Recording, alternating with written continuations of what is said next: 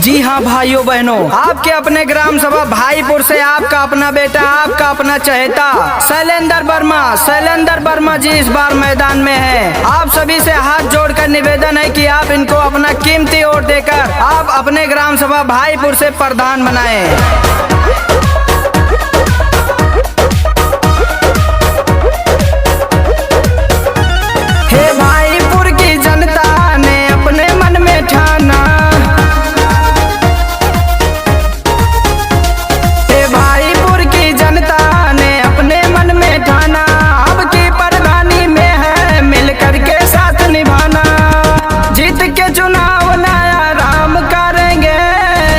शैलेंद्र वर्मा जी काम करेंगे, चाचा चाची सब मतदान करेंगे। शैलेंद्र वर्मा जी काम करेंगे।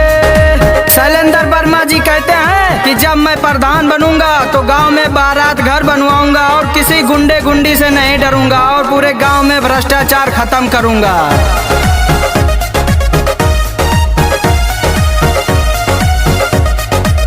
सबका ही सम्मान करते हैं भैया, गुंडा गुंडी से नहीं डरते हैं भैया। जहाँ पर जरूरत पड़ेगी किसी को वहीं पर सबको ही मिलते हैं भैया। चाचा चाची भैया बहना सबका प्यार मिलेगा। अब की प्रधानी माँ पूरे गांव को भाग जगेगा।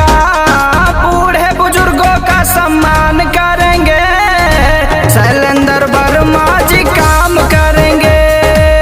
दादा दादी सब मतदान करेंगे, शैलेंद्र वर्मा जी काम करेंगे।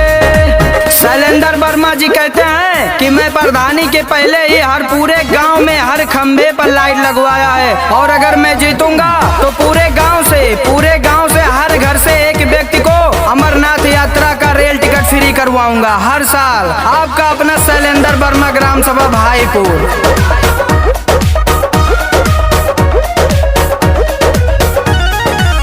जो भी कहेंगे भैया करके दिखाई है, आए मुसीबत नहीं घबराई है। जो भी कहेंगे भैया करके दिखाई है, आए मुसीबत नहीं घबराई है। कोई रियासतदार नहीं है किसान के बेटे, इसीलिए तो गाँव वालों के बन बैठे चाहते हैं। भाईपुर का भैया जी नाम करेंगे, दादा दादी सब मतदान करेंगे।